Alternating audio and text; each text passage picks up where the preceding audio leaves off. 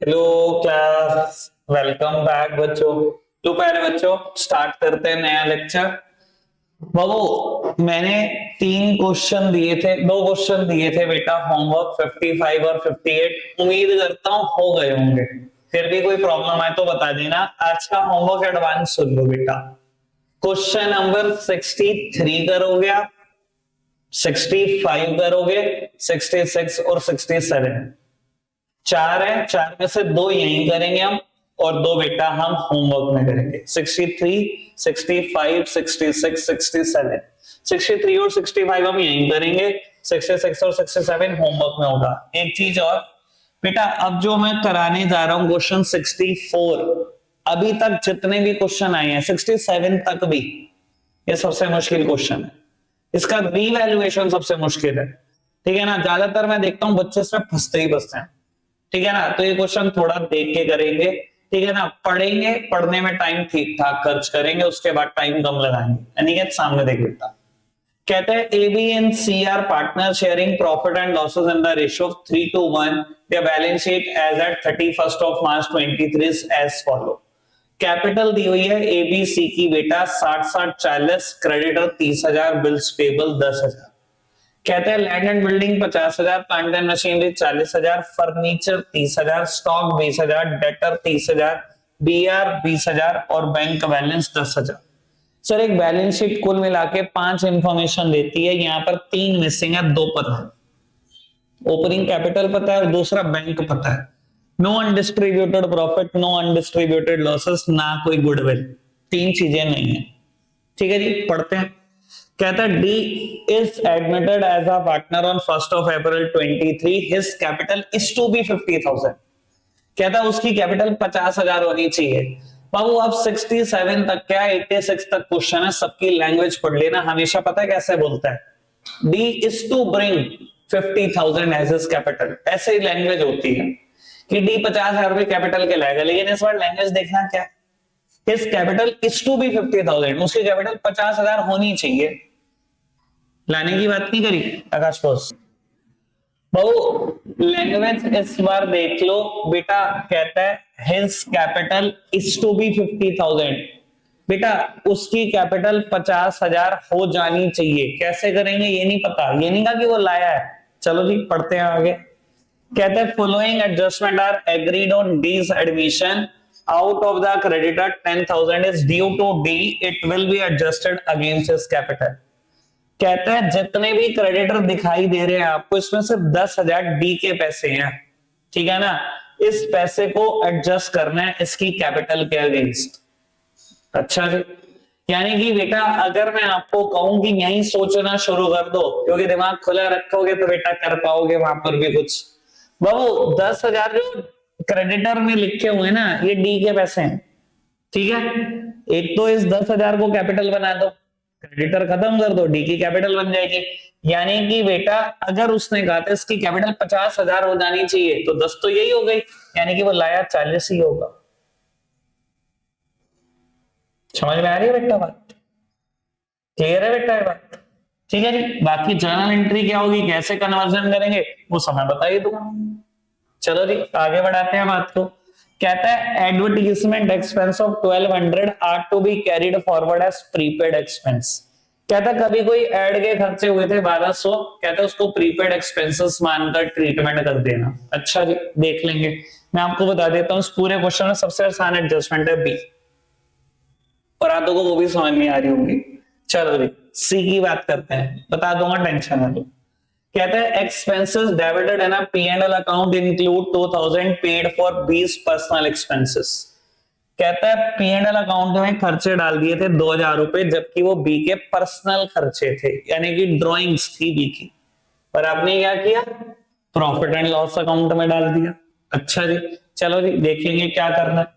कहता है 4,000 का बिल्स ऑफ एक्सचेंज लिखा गया था, बैंक से डिस्काउंट कराया था, आज डिसऑनर हो गया, लेकिन डिसऑनर की कोई एंट्री पास नहीं हुई। अच्छा जी इसका क्या करना है ये भी देखेंगे।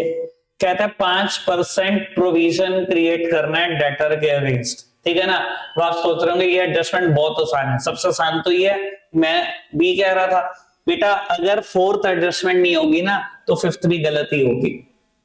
आप ये सोचो ना, ये रेट डेटर 30,000, इसका 5% प्रोविजन बना देता हूं, 30 का 5% बना देना, 1500 गलत है। 34 का 5% बनेगा, 1700 आएगा, वही ठीक है। वो क्यों बनेगा 34 का पता लग जाएगा। कहता है expenses on revaluation of 2100 is paid by A. वो रीवैल्यूएशन के खर्चे हुए कहता है ए ने पे कर दिए। अच्छा जी, prepare necessary ledger account and balance sheet after these admission.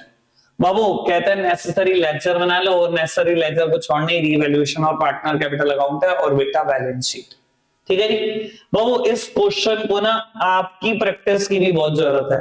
मतलब मैं तो कर ही दूंगा, मैंने तो 10 बार बोर्ड पे किया है क्वेश्चन, ठीक है ना, मेरी तो प्रैक्टिस बहुत है, मैं तो आंखें बंद करके भी क्वेश्चन कहोगे ना ये तब भी हो जाएगा, ठीक है ना। लेकिन बेटा आपकी बहुत जरूरत है, कम से कम इस क्वेश्चन को 2 से 3 बार प्रैक्टिस करना। मुझे लगता है इसका रीवैल्यूएशन इतना कमाल है कि किसी और क्वेश्चन में नहीं होगा इतना कमाल। चलो जी बाबू, revaluation account, partners capital account,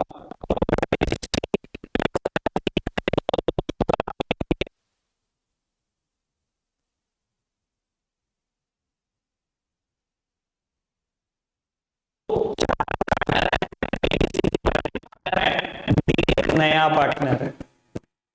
तो जब ये क्वेश्चन खत्म हो जाएगा क्यों की शुरुआत कल बताई गई थी कैसे करते हैं। क्या लिखूं, ओपनिंग कैपिटल लिख दूं, कितनी है बेटा, बाय बैलेंसेस ब्रॉट डाउन 60-40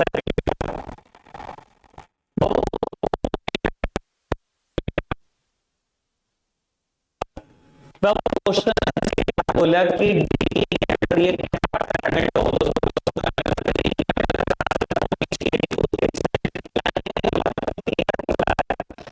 वो पहली एडजस्टमेंट उस 50,000 को मैं लिंक करूंगा। वो उसमें बोला जितने भी क्रेडिट आपको बैलेंस शीट में दिखाई दे रहे हैं, 30,000 दिखाई दे रहे हैं, उसमें से 10,000 डी के डी होती है। ठीक है जी, मतलब मेरी पार्टनरशिप फर्म जो एबीसी की पार्टनरशिप फर्म थी, उसने डी के 10,000 रुपए देने थे। क्या इस 10,000 रुपए को तो एडजस्ट कर लो डी की कैपिटल। अच्छा जी, मतलब क्या हुआ होगा बेटा, जब उसने कहा 10,000 को तो एडजस्ट कर दो, मतलब क्रेडिटर्स को कम कर दो, लायबिलिटी है क्रेडिट होती है, कम कर दो, और इसको कहां एडजस्ट कर दो, डी की कैपिटल के अगेंस्ट एडजस्ट कर दो। यानी कि 10,000 की कैपिटल एडजस्ट कर दो, 10,000 से डी की कैपिटल बना दो, बन जाएगी। ठीक है, बन जाएगी। मैं क्यों नहीं लिख रहा 10,000, क्योंकि मैं कंबाइंड एंट्री कर रहे हैं 50,000 हो जानी एडजस्ट कर लो, से होगा। सोच पा रहे हो जर्नल एंट्री। ठीक है जी बेटा, अब आपने सारे इंपैक्ट रिकॉर्ड करने हैं, डेबिट भी और क्रेडिट भी। ठीक है जी, रिकॉर्ड कर दे, पहले डेबिट रिकॉर्ड कर दे, 10,000 से क्रेडिटर कम कर दो, 40,000 से बैंक बैलेंस बढ़ा दो। बाबू क्रेडिटर थे 30,000 के, मैंने नई बैलेंस शीट में पहुंचा दिए 20,000 के। बैंक है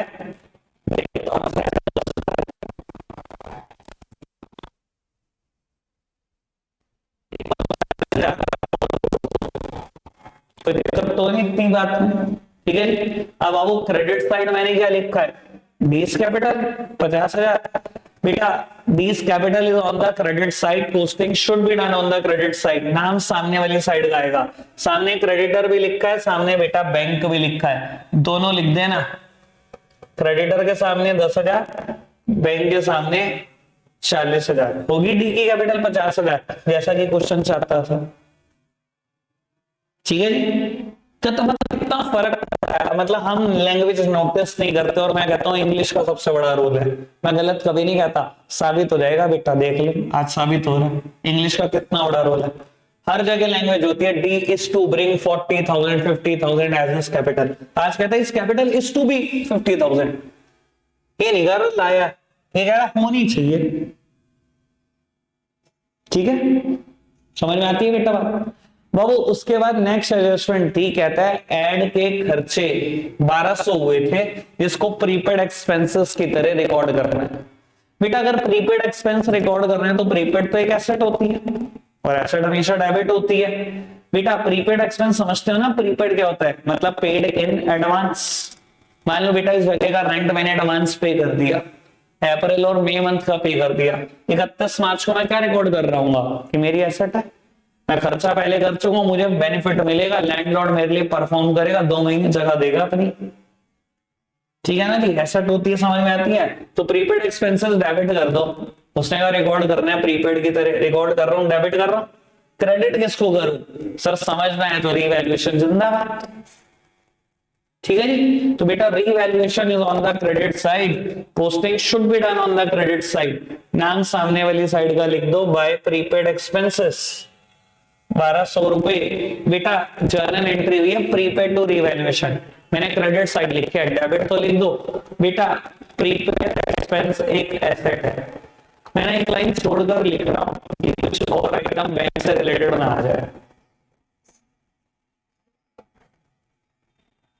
ठीक है जी, समझ में आती है बेटा बात, पक्का से सीधा समझ गई पहले। मैं बोल देता हूँ ना ऐसा कि एक और आइटम ना आ जाए, तो बाबू एक आइटम और आएगी, अभी टेंशन है, तो सीधी सादी से तो बात ये है बाबू, 2 बातें क्लियर है आपको। चलो एक थर्ड वन पढ़ते हैं। सर मैंने क्या बोला, एडजस्टमेंट कोई आसानी है, बस सेकंड एडजस्टमेंट आसान थी, प्रीपेड वाली वो आपने देख ली, बाकी कुछ आसानी है, बाकी सब में सोचना पड़ेगा। कहता है expenses debited in the P&L account were the personal expenditure of the B. बेटा P&L में कुछ खर्चे दिखा दिए थे आपने डेबिट साइड 2000 रुपए के, कहते वो बी के पर्सनल खर्चे थे, आपने दिखा दिए P&L में। यानी कि बेटा देखो सोचने वाला मुद्दा क्या, करना क्या चाहिए था, करेक्ट एंट्री क्या होनी चाहिए थी, बी का पर्सनल खर्चा है बहु, बी का अगर पर्सनल खर्चा था तो बी की कैपिटल को डेबिट करना था ना, ईमानदारी से तो ये सोचो ना, मतलब ड्राइंग्स को डेबिट करना था, बी की ड्राइंग्स थी। बेटा ड्राइंग्स कैपिटल को कमी तो करती है, ड्राइंग्स कैपिटल को कमी तो करती है बेटा, ड्राइंग्स हमेशा, अच्छा चलो वो छोड़ो, कैपिटल हमेशा क्रेडिट होती है, अगर ड्राइंग्स कैपिटल को कम करती है यानी कि आपको बी की कैपिटल को तो डेबिट करना था, ठीक है, और आपने किया क्या, कहता बी के पर्सनल खर्चे थे 2000 रुपए के, कहता आपने प्रॉफिट एंड लॉस अकाउंट को डेबिट कर दिया, यानी कि बेटा करेक्ट एंट्री में ये होना था, रॉन्ग एंट्री में आपने ये कर दिया, यही कर दिया ना। और अगर थोड़ी बहुत ही रेक्टिफिकेशन जानते हो, देखो मैं आपको रेक्टिफिकेशन मतलब आप समझाने में इंटरेस्टेड तो नहीं हूं, पर बेटा एक बात आ गई है, चलो मैं बता देता हूं, ये करेक्ट एंट्री थी, बी को डेबिट करना था, रॉन्ग एंट्री में मैंने क्या कर दिया, बी को सॉरी P&L को डेबिट कर दिया। बेटा अगर आपको रेक्टिफिकेशन एंट्री सोचनी है ना, तो रेक्टिफिकेशन एंट्री सबसे आसान पता है कैसे सोची जा सकती है, जो गलत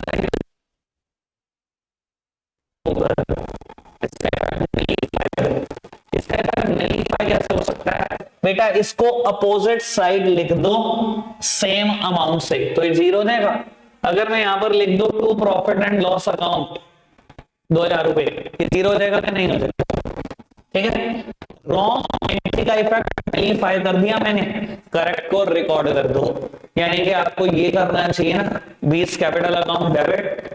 बाबू मैंने ऐसा करके क्या करा, इसका इफेक्ट 0 कर दिया, इसको रिकॉर्ड कर दिया, सब कुछ ठीक हो गया, ठीक है। 11th क्लास में सिखाता हूं वैसे मैं ऐसी बातें, ठीक है ना, याद होगा, रेक्टिफिकेशन जिन्होंने मुझसे पढ़ा, रॉन्ग एंट्री का इफेक्ट नलीफाई, करेक्ट को करो रिकॉर्ड, यही रेक्टिफिकेशन एंट्री होती है, ठीक है जी। अब यहाँ एक सबसे काम का मुद्दा क्या है ये समझो बेटा, अगर मैं प्रॉफिट एंड लॉस अकाउंट को क्रेडिट कर भी दूं, क्या मेरे पास प्रॉफिट एंड लॉस अकाउंट है, एडमिशन चैप्टर मुझे डायरेक्ट बैलेंस शीट देता है, यानी कि प्रॉफिट एंड लॉस अकाउंट बन चुका। अब ये बात पहली बार आ रही है, अब इसको कसम खा लो अगले 30 क्वेश्चन के लिए, जब भी प्रॉफिट एंड लॉस अकाउंट से रिलेटेड कोई भी आइटम आएगी, क्योंकि प्रॉफिट एंड लॉस अकाउंट नहीं है, उसको हम डायरेक्टली कहां डालेंगे, रीवैल्यूएशन में, ठीक है जी। आपको बता देता हूं रीवैल्यूएशन का एक दूसरा नाम भी होता है जिसको प्यार से लोग बोलते हैं profit and loss adjustment account. वो इसलिए बोलते हैं कि प्रॉफिट एंड लॉस से रिलेटेड अगर कोई एडजस्टमेंट आई, क्योंकि प्रॉफिट एंड लॉस अकाउंट नहीं होता, तो उसको भी रीवैल्यूएशन में डाला जाता है, ठीक है जी। अब बाबू मेरे पास प्रॉफिट एंड लॉस अकाउंट है, यानी कि बेटा मैं एंट्री क्या करूंगा, पीस कैपिटल टू रीवैल्यूएशन। समझ आई बात? ठीक है बाबू, पहले रीवैल्यूएशन में पोस्ट करूं। Revaluation is on the credit side, posting should be done on the credit side. आपने लिखा 20 कैपिटल अकाउंट 2000। ठीक है बात ओके बाबू। अब जर्नल एंट्री में बी का कैपिटल अकाउंट भी तो बना ही रहा हूं मैं। जर्नल एंट्री में बी का कैपिटल कहां पर है, debit side. Posting should be done on the debit side, नाम सामने वाली साइड का लिखो, तो रीवैल्यूएशन 2000। तो दिक्कत तो नहीं, बहुत कुछ याद आ गया मेरे को क्वेश्चन करते करते, बहुत कुछ। 600 रुपए लॉस आने वाला है रीवैल्यूएशन में, ठीक है ना। ए की कैपिटल आने वाली है 61800 57800। सच में यही आएगी, देख लेना बाबू। इतनी बात कोई दिक्कत तो नहीं, समझ में आ रही सारी बात। बढ़ाएं बात को आगे, एडजस्टमेंट कोई आसानी है, पता लग ही रहा है आपको बाबू। आगे देखते हैं फोर्थ एडजस्टमेंट, काम की बात। यार बिल ऑफ एक्सचेंज से क्या बताओ, कभी बिल ऑफ एक्सचेंज पढ़ा है, कुछ अवेयर हो, थोड़ा थोड़ा पता है कभी बिल ऑफ एक्सचेंज के बारे में कुछ? ऐसी ऐसी शक्लें बनाएंगे मुझे ट्राई। लो जी मैं बताता हूँ जी कुछ बाबू। प्लीज सामने देखना, मैं जीरो बेस से बता रहा हूँ, ठीक है ना, ताकि दिमाग में बुद्धि में पड़ जाए। क्योंकि बिल ऑफ एक्सचेंज से रिलेटेड पूरे एडमिशन आनी है, एडजस्टमेंट पूरे रिटायरमेंट आनी है भाई। बट बाबू बेस क्या है, ए ने ना बी को गुड्स बेच दिया, ठीक है। ए ने बी को सामान बेचा, एंट्री इसने करी बी टू सेल्स। बाबू इसने एंट्री करी परचेजेस टू ए, ठीक है जी। अगर बेटा आप एंट्री को रीड कर सकते हो तो वो सबसे अच्छा होता है, नहीं कर सकते तो बेटा बस कर क्या सकते हैं। मान लो बेटा ये 5000 रुपए का सामान बेचा है, इसने 5 का खरीदा है, ठीक है जी। बेटा ए ने बोल दिया बी को, बी देख मैंने तेरे को सामान तो बेच दिया उधार पे, पर मुझे तेरे ऊपर विश्वास नहीं है कि तू ये पैसे देगा। मैंने कहा भाई क्या बात कर रहा है, मैं तो बड़ा ईमानदार आदमी, तुझे क्यों विश्वास नहीं हो रहा? बोलेगा नहीं मुझे है नहीं तेरे ऊपर विश्वास। तू एक काम कर, तो कोर्ट में आ जा, मैं तेरे ऊपर एक बिल लिख देता हूं, तो कोर्ट में रजिस्ट्रार के सामने एक्सेप्ट कर दे तूने मेरे पैसे देने। तो मैंने कहा अच्छा ऐसी बात है, मैं ईमानदार हूं, मुझे तो जहां मर्जी बुला ले, जो मर्जी तू लिख ले, मैं साइन करता हूं। बेटा ए ने इसके ऊपर एक बिल लिखा कि मैंने तेरे को फला फला इनवॉइस नंबर से फला फला डेट को 5000 रुपए का सामान बेचा है और तू ये मेरे पैसे 2 महीने में देने वाला है, ठीक है जी। इसने आया, इसने बिल पढ़ा, इसने कहा ठीक है जी, इसने साइन करे रजिस्ट्रार के सामने कि मैं दे दूंगा तेरे पैसे 2 महीने में, ठीक है। जैसे ये बिल साइन हुआ बेटा ए एक जर्नल एंट्री पास करता है, ये करता है B R account debit to B, और बेटा ये एक एंट्री करता है A to bills payable account 5,000। अब बेटा इसका मतलब समझना, रट्टू तोता बनने की कोई जरूरत नहीं है। तो इसका सिंपल सा मतलब क्या है बेटा, जब आपने पहली जर्नल एंट्री पास करी ना तो आपने बी को डेटर बना लिया 5,000 से, ठीक है जी। बी को डेटर ही तो बना लिया कि भाई तुझसे पैसे लेने हैं, मेरी सेल्स है, ठीक है बाबू। जिस दिन ये बिल साइन हो गया ना, ए ने कहा बी तू तो मेरी कोई एसेट ही नहीं रहा, इसने अपनी एसेट बनाया हुआ था, देखो डेबिट किया हुआ था, मैंने कहा तू तो मेरी कोई एसेट ही नहीं रहा। इसने उसी एसेट्स को जितना डेबिट किया था उतना क्रेडिट करा, बुक से खत्म कर दिया। इसने एक नई एसेट बना ली जिसका नाम है बीआर, कि अब मेरी बीआर एसेट है, तू तो कोई एसेट ही नहीं है, ठीक है। ये बिल है मेरी एसेट, समझ में आ रही है बेटा बात, कोई दिक्कत तो नहीं। सेम वे बाबू जब इसने सामान खरीदा ए से, तो इसने ए को क्या करा, एक क्रेडिटर बना लिया 5,000 से, ठीक है जी। क्रेडिटर बना लिया ए को 5,000 से, बेटा उतना ही इसने डेबिट करके बुक से खत्म कर दिया, क्योंकि बेटा ये बिल साइन करके आया आज। इसने कहा अब तो मेरी सिर्फ एक ही लाइबिलिटी है, ये बिल, अब मेरी कोई लाइबिलिटी ए नाम की नहीं है, ये बिल लाइबिलिटी है जो मैंने साइन कर दिया, ठीक है जी बाबू। अब ये बीआर पड़ा हुआ है आपके पास, 2 महीने लिखा हुआ है कि 2 महीने के बाद ये पैसे आ जाएंगे। 1 महीने के बाद आपको पैसों की सख्त जरूरत पड़ गई बेटा, क्या अगर आप बी के पास जाओ कोई फायदा होगा आपको? नहीं, बी कहेगा देख लिखा हुआ है बिल में 2 महीने बाद दूंगा, तो 2 महीने बाद दूंगा, अभी भी 1 महीना बकाया, मैं तो नहीं दे रहा, ठीक है। और इस केस में कोर्ट भी आपकी कोई मदद नहीं कर सकती, तो आप चले गए बैंक, ठीक है जी। आपने बैंक को कहा बैंक तू बी के पास चाहिए, 1 महीने के बाद पैसे ले आइए, फिलहाल मुझे थोड़ी अर्जेंट जरूरत है, मुझे पैसे दे दे। बैंक ने कहा देख दे तो दू पैसे, पर मैं 4500 दूंगा। आपने पूछा बैंक क्यों, ये क्या बात हुई, 4500 क्यों दोगे? बेटा बैंक ने कहा देख मैं तो ब्याज कमाने के लिए बैठा हूं, तू मेरे से आज पैसे लेके जा रहा है, मुझे 1 महीने के बाद मिलेंगे, मैं तुझे 5000 दे दूं और 1 महीने के बाद 5000 लेकर आऊं, ब्याज तो मेरी बनती है, 4500 ले ले, 500 मैं कमाऊंगा ब्याज, क्योंकि तू 1 महीने तक मेरे पैसे भी तो यूज कर रहा है, 500 रुपए ब्याज समझ ले। आपने कहा बैंक ठीक, ला 4500 ही दे।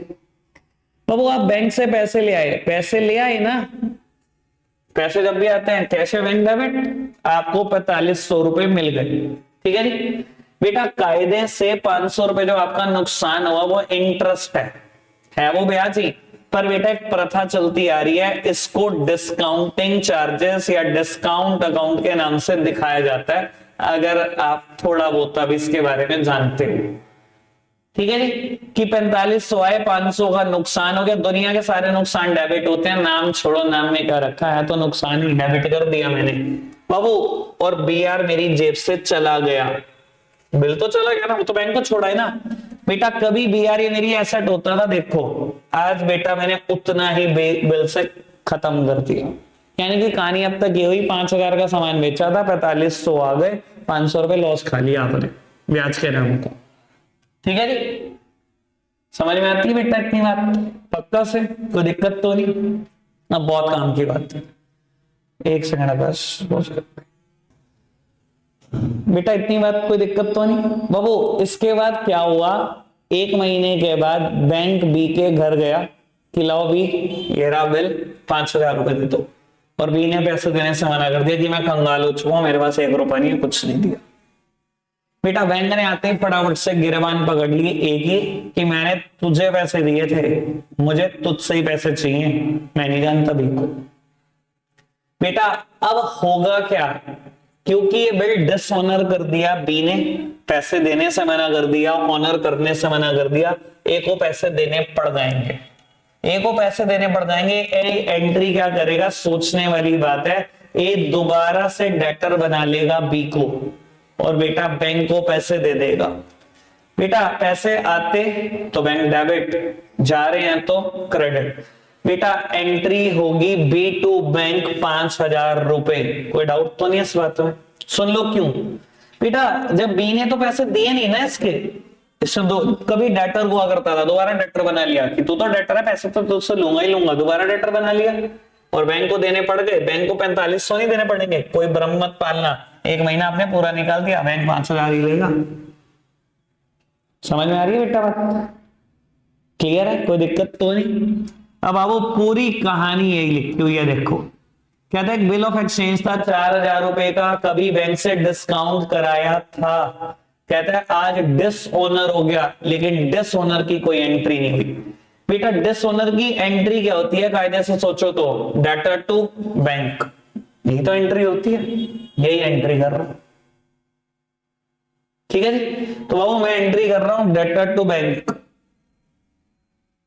लो उत्तर सामने देखना बेटा, जब मैं एंट्री करूंगा debtor to bank, sir bank से पैसे माइनस कर दूंगा, मैंने कहा था ना बैंक में एंट्री आने वाली है, तो यही थी, ठीक है जी। और मैंने क्या बोला था बेटा, डेटर डेबिट टू बैंक, बेटा डेटर 3000 रुपए के लिखे हुए हैं पुरानी बैलेंस शीट में, 4000 रुपए जोड़ दो, मैंने कहा था ना अगली एंट्री प्रोविजन के 30,000 रुपए प्रोविजन बनाओगे तो भी गलत होगा, इसलिए ही कहा था, ठीक है उत्तर, कोई दिक्कत तो नहीं इतनी बात है, समझ में आ रही है बाबू। नेक्स्ट वन है डेटर में 5% प्रोविजन बना लो फटाफट से बना लो, डेटर कितने के हैं 30 नहीं 34, 5% बना लो 1700। बाबू प्रोविजन बनाओगे, एक लाइबिलिटी है, क्रेडिट करोगे, एंट्री होगी revaluation to provision for bad and doubtful debt 1700, ठीक है ना। प्रोविजन है तो बेटा यहां से भी माइनस हो जाएगा, मैंने डेबिट और क्रेडिट दोनों साइड एडजस्ट कर दी, ये रही डेबिट साइड और ये रही क्रेडिट साइड, ठीक है ना, कोई दिक्कत तो नहीं। पढ़ाएं आखिरी बात है बाबू, कहता है रीवैल्यूएशन के खर्चे हैं 2100, ए ने पे कर दिए, देख लो यही है ना, expenses on revaluation of 2100 is paid by A. Babu revaluation के खर्चे हुए 2100 ए ने पे कर दिए। अच्छा जी, इधर देखना सामने बाबू। अच्छा, कोई भी एक्सपेंस और डेबिट होता है, कोई भी एक्सपेंस और डेबिट होता है, कहते हैं रीवैल्यूएशन के खर्चे हुए। बेटा देखो, मैं आपको बिल्कुल क्लियर कर देता हूं। देखो, कोई भी एक्सपेंस और डेबिट होता है, आप एंट्री करते हो, कुछ भी होता है, salary debit, rent debit to cash, यही एंट्री करते हो।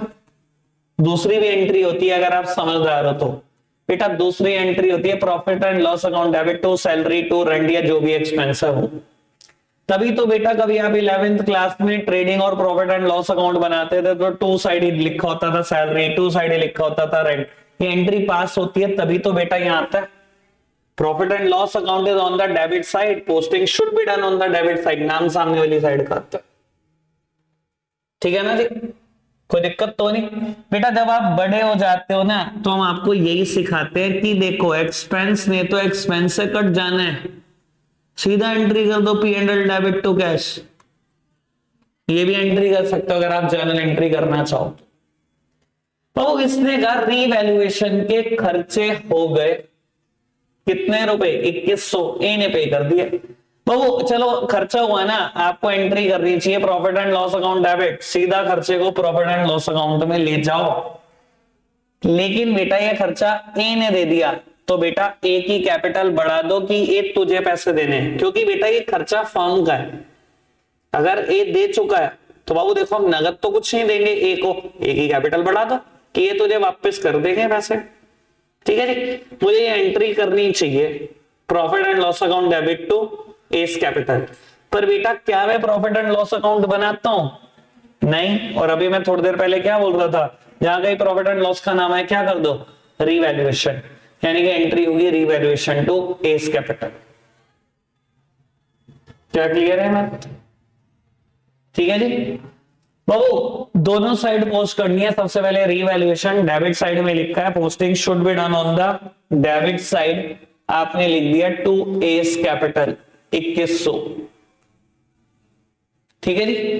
दूसरी बात बाबू, क्रेडिट साइड में पोस्ट कर दो, एंट्री हुई है revaluation to A capital, S capital account is on the credit side, posting should be done on the credit side, नाम सामने वाली साइड का आया बाय रीवैल्यूएशन 2100 ना। समझ में आई बात? चलो जी बाबू, पैकअप करो। सबसे पहले highest total should be placed on the both side. 600 रुपए का लॉस आया रीवैल्यूएशन का, ओल्ड पार्टनर में बांट देना, ओल्ड रेशो में 3:1, 300 200 100। ठीक है, पहले का था आएगा 600 का लॉस। बेटा एक अकाउंट से दूसरे अकाउंट में जा रही है तो कुछ शर्त होती है। सबसे पहले साइड बदल दो, नाम अकाउंट का लिखना 300 200 100। ठीक है जी, मैंने बैलेंस शीट आपको एडवांस में बता दिया था। ठीक है ना, वही आने वाला है जो बताया था, to balance carried down. Balancing आप कर लोगे ना, इसमें से माइनस कर देना। मैंने कहा था 61800 आएगा, ये आएगा 57800। करके देख लेना, आने वाला यही है। ये बेटा 39,900 और ये 50,000। क्वेश्चन ने कहा था डी की कैपिटल 50,000 हो जानी चाहिए, हो गई ना। ठीक है जी, ओके बात बाबू। बाकी तो रेस्ट तो बस आसानी है। ये कैपिटल उठाओ जी, नई बैलेंस शीट में लिख दो। अब वो एसेट्स वो लाइबिलिटी भी लिख देना जिनके ऊपर कोई एडजस्टमेंट नहीं आई। सर बहुत सारी एसेट्स और लाइबिलिटी होंगी जिनके ऊपर कोई एडजस्टमेंट नहीं आई। एक बार दिखा देता हूं, जैसे कि बेटा बिल्स पेबल पे कोई एडजस्टमेंट नहीं है, लिख देना। Land and building, plant and machinery, furniture, stock, चारों पे कोई एडजस्टमेंट नहीं है, लिख देना। और बीआर भी लिख देना। 5 एसेट्स लिखनी है, एक लाइबिलिटी लिखनी है, कोई एडजस्टमेंट नहीं है। ठीक है ना, उसके बाद टोटल कर लेना, बिल्कुल मीट आउट होगा, आपने ठीक किया सब कुछ। ठीक है, अब 2 क्वेश्चन आपने मुझे यहाँ करके दिखाने हैं, 2 होमवर्क में। ठीक है ना, मैं डिस्प्ले कर दूं पहले। ये सबसे खत्म क्वेश्चन पहले ये करके दिखाओ, 63 फिर 65। आज के लिए इतना ही रखते हैं प्यारे बच्चों, बाय बाय।